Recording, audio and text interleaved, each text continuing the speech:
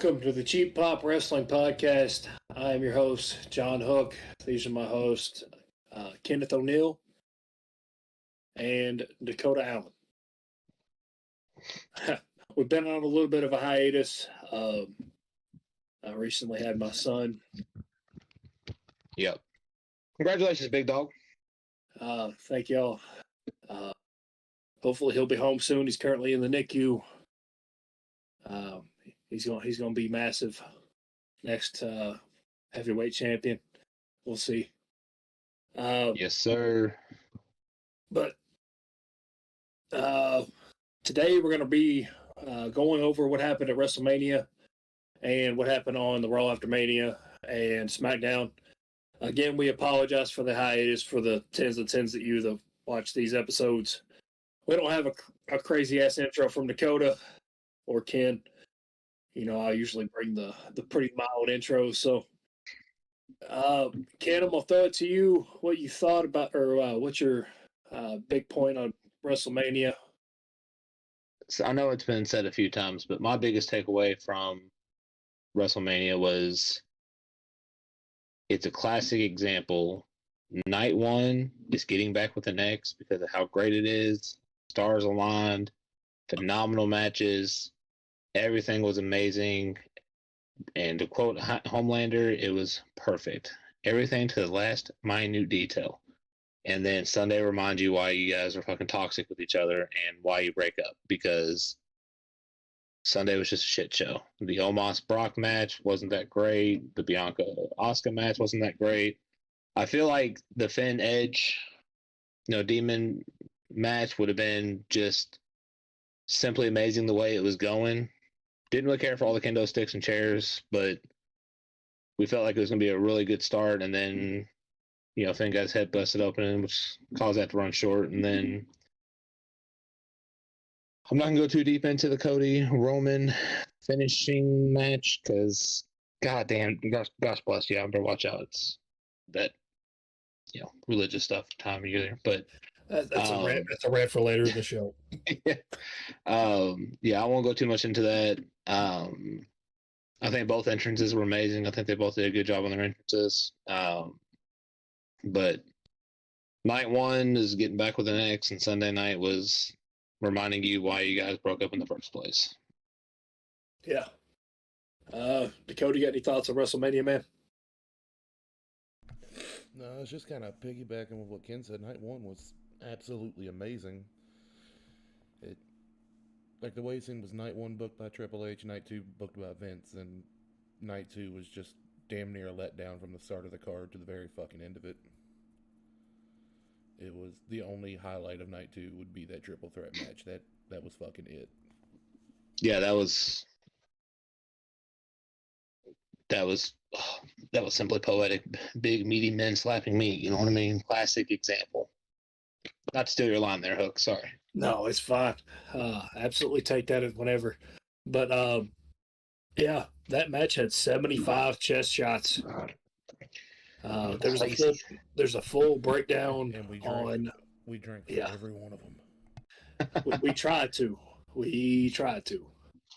Hard to keep up with that. Yeah, I wouldn't be able to walk after that if we actually followed through. But yeah, night one I was excited the whole way through. I felt like even the production of everything was just better. Like the pre-match video packages that WWE always nails was so much better on night one. It felt like it told the story of every match between, like the Dom and Ray match, just tickled that part of the brain that just, I don't know. It was good. That was probably, Dom's entrance is probably the best of WrestleMania, as much as I hate to admit it. Minus the using the fucking video of Auschwitz there. You know what? I forgot to throw in that. My fault. But I don't know who thought that was a good idea, but outside of the image of Auschwitz, that was one of the best entrances of WrestleMania in the last couple of years. I feel like they should have ran with the little Dom going to prison thing a little bit longer before WrestleMania, but it is what it is. it would have absolutely pulled the roof off the place if this was the case. But Night 1 felt like how you felt when Shane walked out, and Night 2 felt like Shane tearing his quad. When he tried to stand back up. something about the McMahons and tearing quads. But night 2 for me, the Bianca match I kind of saw coming. But knowing that Vince was running it now, you knew Asuka was gonna get put down at this one. And she's 0-5 in WrestleMania. Oh, I did not know that. Holy She's shit! 0-5. What are we doing? But knowing that Triple H booked her till the end, until WrestleMania, and then seeing Vince take over, it kind of felt like that Charlotte and Asuka match from a few years ago, where she had all that momentum and Charlotte just took a giant dump on it. But oh well, my phone's going off. What's going on? Where's my phone? But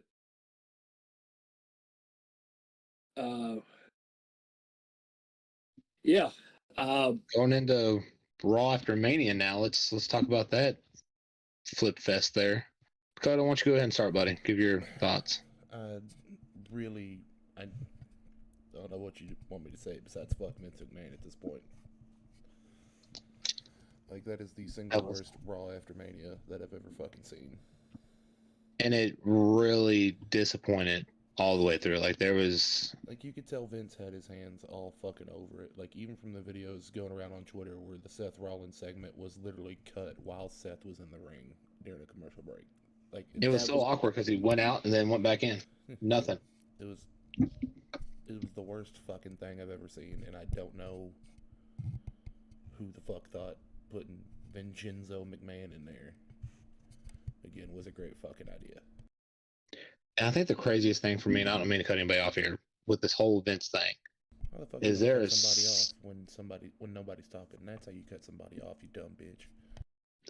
Hey, whoa. You curly-headed fuck. You better calm down today. You know, Settle down. Okay. It sounds a lot harsher when I just feel like I've been hit by a truck. But it's so crazy how you can just tell when one episode is ran by someone else just how bad it was. Yeah. You know what I mean? Like, the almost fight wasn't even supposed to be there. He didn't have his ring gear with him. Like, everyone can try, like, reports are trying to deny, you know, the Vince hasn't had, and the whole Brock and Cody thing was laid out months ago, but come on. The craziest thing was, as soon as that match was announced, Hook sent a message to the group chat and was like, Brock's going to turn on Cody. I was like, there's no fucking way. Like, this is the only chance that, you know, Brock's going to get a chance to get his hands on Roman. Before the match even started, dude, at 5, and I was just like, you know what?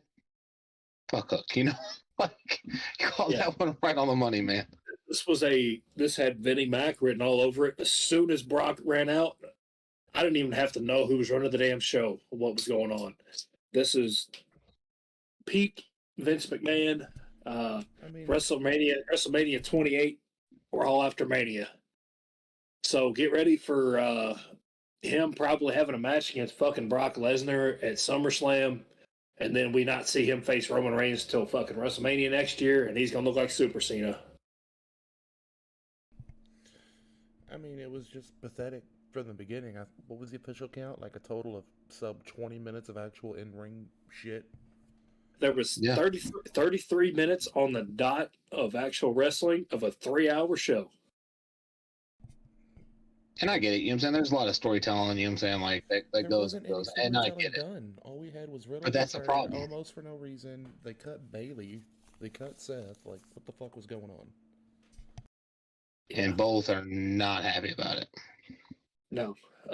Bailey and Seth have been carrying the women's division and the men's division through a lot of shit, and then they just took a dump on them. Shout out to Vince. Yeah. And like I said, I know reports are coming out now that Vince had nothing to do with it. This is still Triple H. Do you honestly think Vince is going to take any credit for the backlash that instantly went out? No, he couldn't take no for an answer the first time. Yeah. Good joke. But anybody got any more thoughts on Raw? I don't really want to get pissed off tonight. I gotta go to bed here in a little bit. So, Fuck them. Like, how do you even fuck up a Matt Riddle return? They found a way. dude, I was like happily, excitedly depressed because I was like, oh, the original bro's back. But it's during the shittiest episode in recent memory. Yeah, I felt like his return should have happened on SmackDown because I thought that was pretty solid. But fuck me, right? Right. All right. Well, I guess fast forwarding to Friday's SmackDown, we had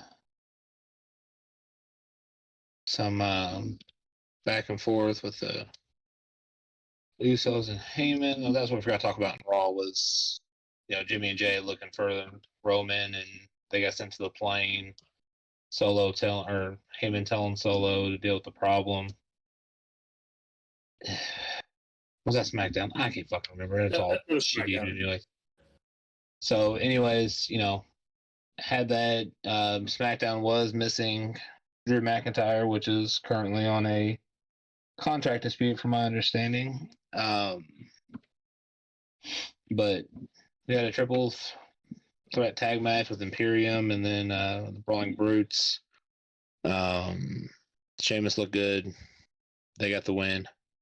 Then you had Sammy versus Jay. And of course, as always, fucking Solo Sikoa. Yeah. I'll say that for another rant. But any thoughts on SmackDown? They had Ray. Oh my God! Can we talk about the fact that Judgment Day could barely even speak when Dom got the mic? That was absolutely amazing. I loved it, and just the look of pride on Finn's face was perfect. Yeah, like they literally could not speak because of the crowd was going ballistic. Yeah. I want to hit on one thing that was brought up. They started talking about Edge. I felt like that storyline needs to be buried. It's dead. It's done. Like, Edge kicked the shit out of you so bad you got staples in your head. Let's fucking move on. Yeah. Yeah. But Dom not being able to speak was the absolute chef's kiss. Shout out to the crowd, but also fuck the crowd. Fuck the crowd for not chanting fire Vince like everybody said they were going to do. They probably were, and they edited that shit out. I was going to say, I wouldn't believe that they would let that be broadcasted. You know what I mean? Most of that show sounded fake crowd noise anyway, honestly. Oh, I was listening to... The only crowd noise I heard was the nuclear heat Dom got, and it's not even go-away heat. It's actually pure heat, and I love it. Yeah. But... Yeah, I had to listen to the entire show on a hospital TV, so bear with me. I didn't get to hear the fake crowd noise. Finishing out the night, though, we had Ricochet taking on Ivar. It was what it was. That was pretty good, though. That was pretty good. It was, but I'm kind of over that storyline, And then we had Liv Morgan and Raquel Rodriguez taking on Natalie and Timothy.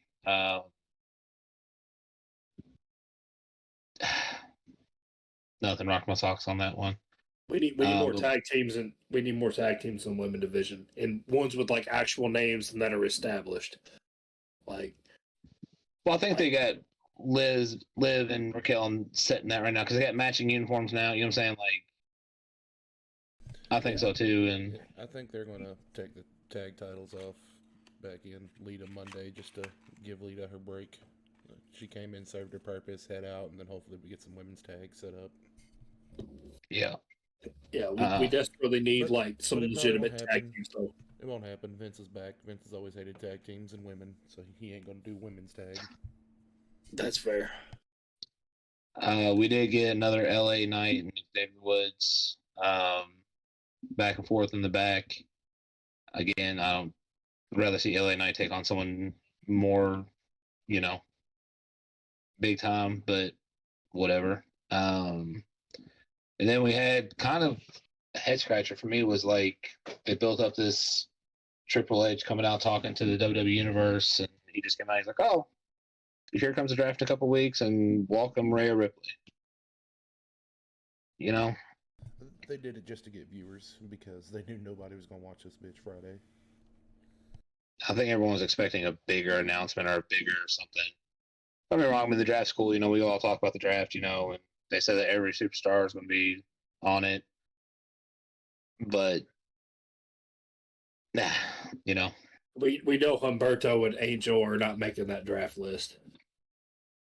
Well, he said every superstar's on it. I don't know. And the begs the question of, is some of the stables going to be split up due to the drafts? You know, like Kenny Omega, first draft pick. The world explodes. I don't think we'd all lose it. Vince would find a way to ruin him. He always does. It wouldn't be hard. He did it himself in AEW. Anyway.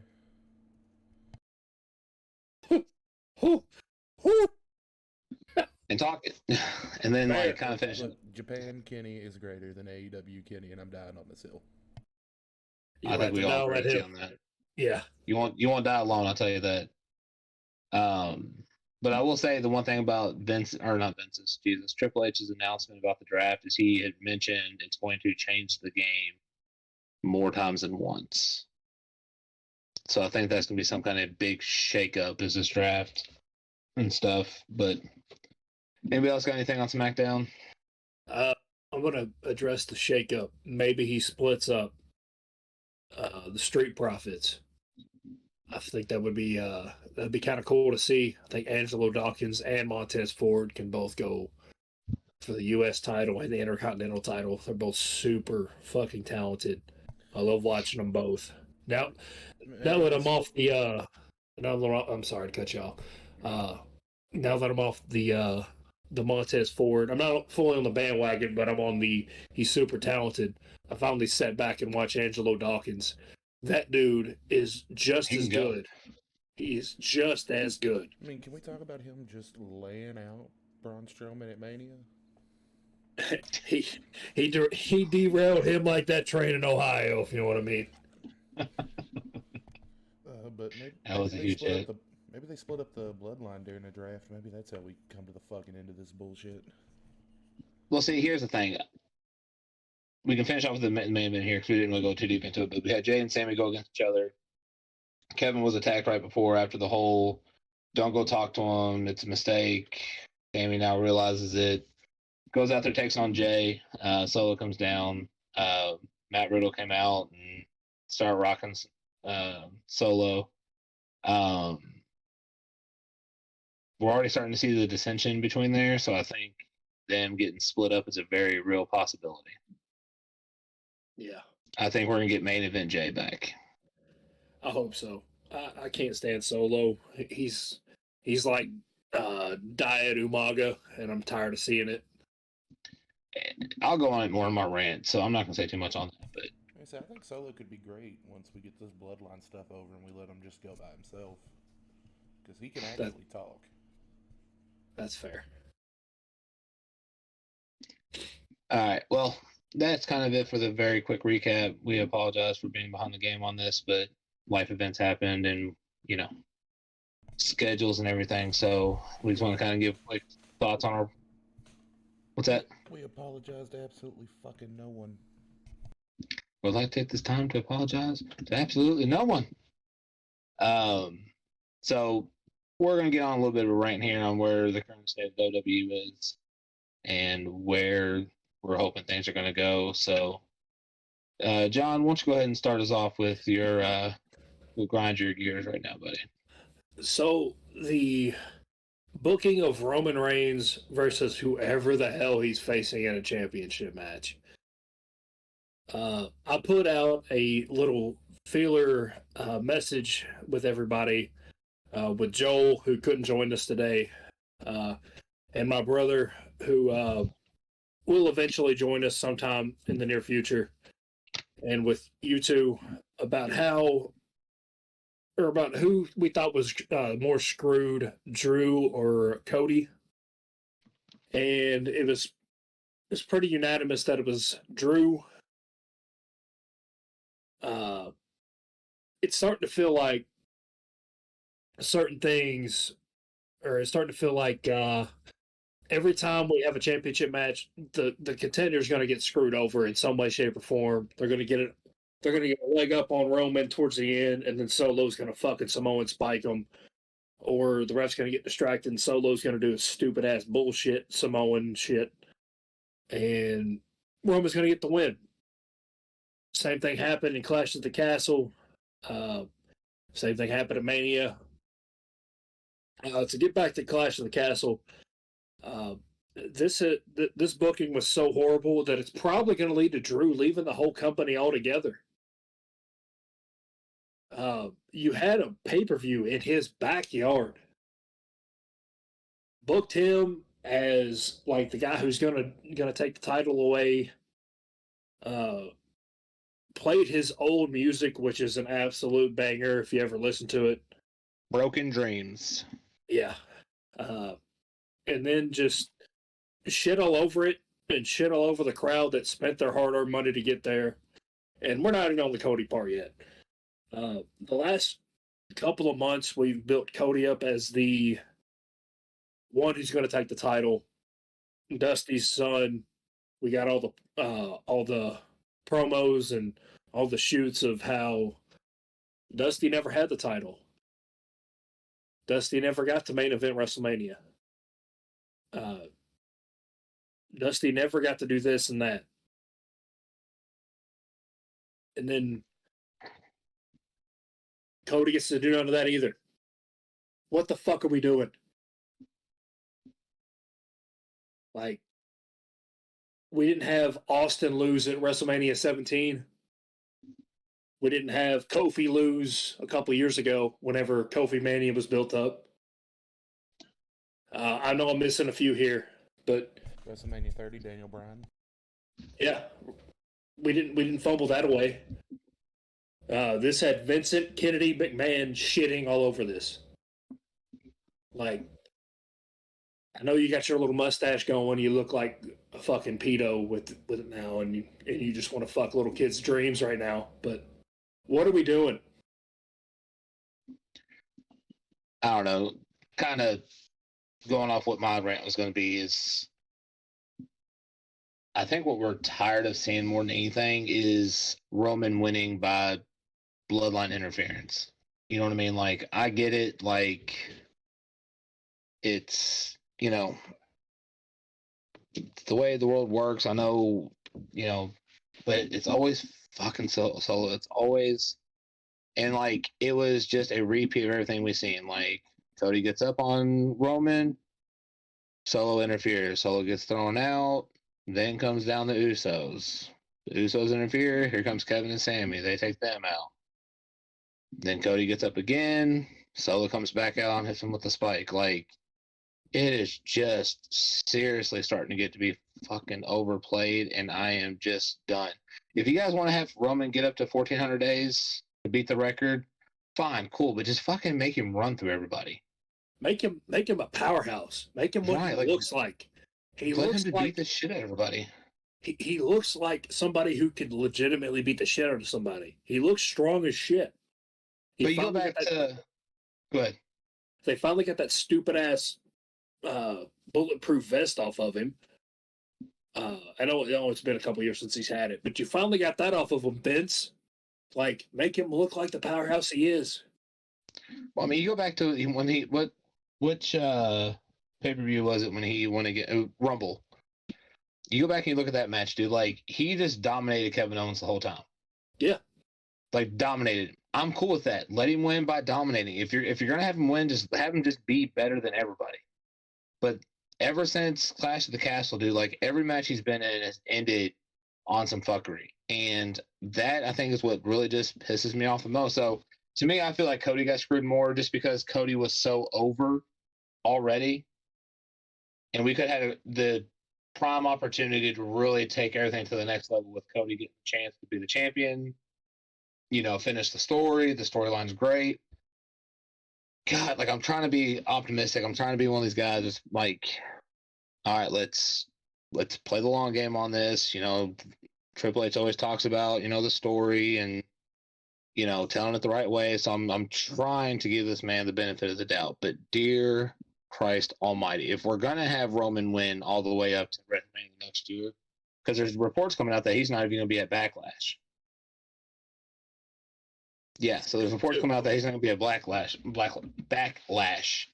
But Yeah, you better fix which that I think, order. yeah, I did real quick.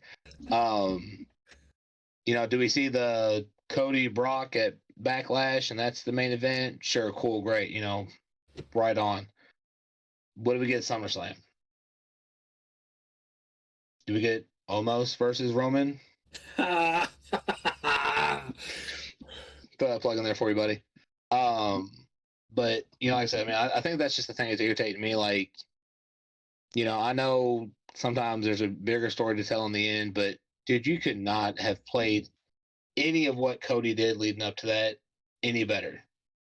No. Coming back in, getting over immediately, going against Seth Rollins and putting on absolute bangers for 3 straight matches with him. Gets in, tears his pec, comes back, wins the Rumble, finish the story. Dude, there was an opportunity to really just shift the momentum of the WWE, and we decided to let Solo spike Cody in the fucking throat. And but before you continue, I think you're done. But before you go on, they printed out fucking T-shirts that say "Finish the story" with like the Hulk Hogan look of the T-shirt. I almost bought it. I bought this instead. Thank God, because I would have wasted my goddamn money. But what? They fumbled the fucking bag.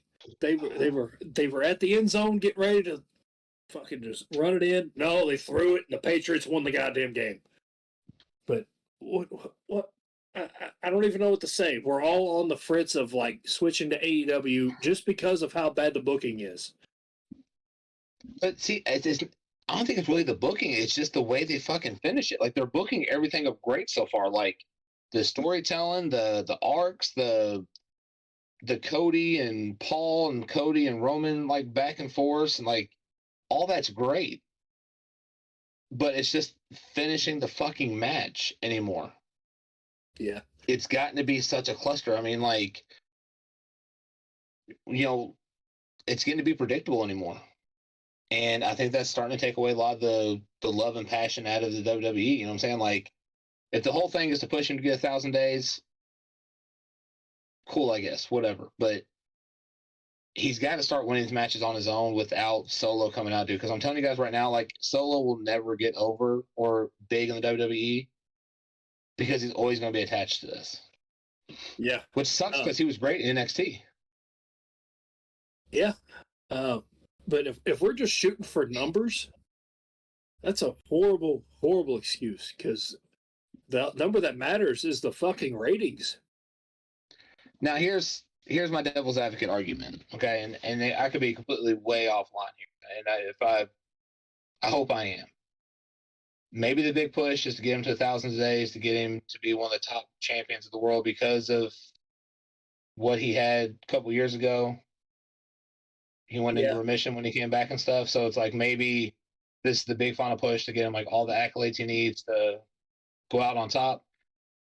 Sure, cool, I get it. But again, at the end of the day, just let him be a fucking powerhouse and just run through people and dominate him as the champion, and not needing Solo to come out and poke people in the throat with a tape up thumb.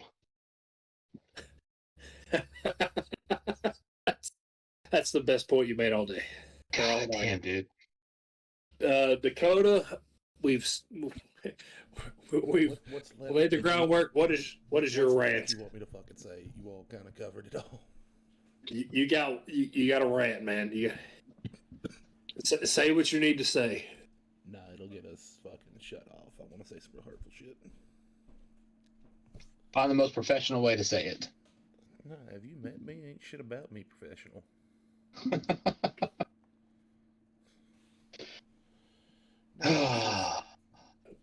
I'm sick of every fucking Roman match being a goddamn banger, and then the last minute they just shit it away. Just absolutely shit it away.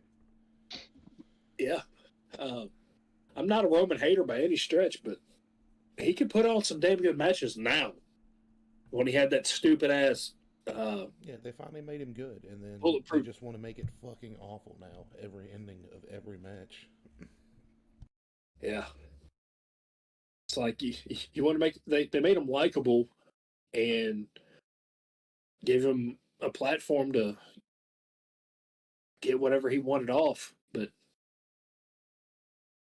Was anybody excited that Roman won at Mania? his fans, that's it. I would be if I was at Mania and that little shithead kid was in front of us again. I swear to God, man, that episode of Raw has ruined faces for me forever. I'm straight uphill forever now. Shit for wrestlers, we don't even like their in-ring work just to piss this kid off. But he was a Bray Wyatt fan, so I'm still holding a grudge. I can tell. And for other reasons. Fuck you, Zach Smith. Sneeze, sorry. Look, I'm just saying, we all know LA Knight's about to be Max Dupree again. If he turns into Max Dupree, I will turn on AEW because that is the one guy that needs a push. And he looks like a Vince guy. What are we doing? He's super jacked and can work the mic. He's not 12 foot. He's not a 12-foot tall Nigerian. But he looks like a walking PED. That's usually Vince's go-to. If he could book Omos versus Omos for the Omos Continental Championship with Omos as a special guest referee, he would. And almost coming in and spiking somebody in the throat. Special guest Drake Holly. Oh my God. There would be a dirty finish with it too. God. It's just absolutely unfucking acceptable. And because of your dumb shit, you're about to lose Bailey, Drew, God knows who else. Top talent. Cody did put out a post on his Instagram saying that he's going to address his WWE future on Monday, I guess. But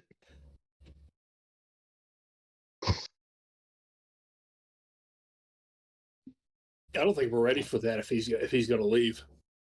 I don't think he's going to leave because that's just going to finish the story of what Roman said, that he just runs away like a bitch every time, like he doesn't get his way.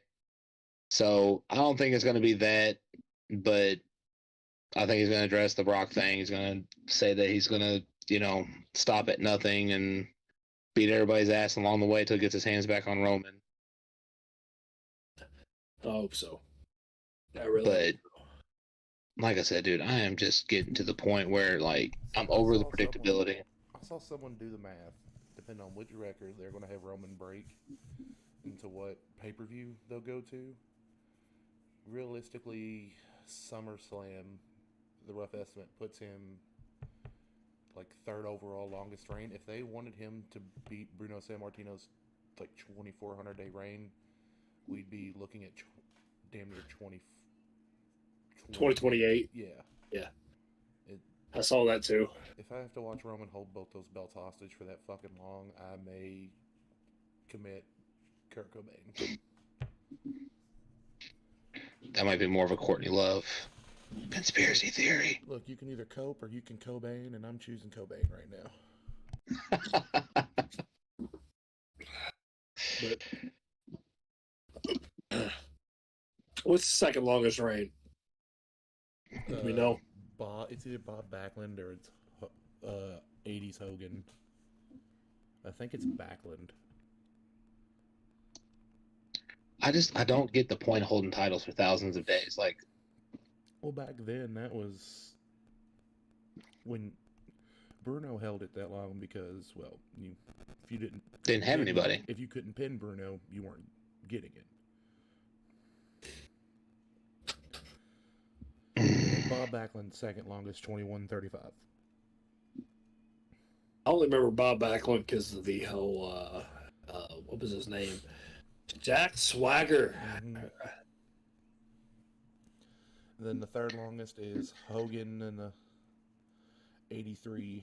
Started that one for 1474. Bruno's is 1237. And then Pedro Morales is the 1,027 days. So Pedro Morales is probably going down. Now, if we have to sit and watch him break the longest title reign ever, I'll never watch wrestling. We'll watch it on other platforms, just not WWE, right? They say the longest ever is 10,170 days held by the Fabulous Moolah. That's not getting broken. No, it's held for 28 years. Jesus Christ. That's a bit much.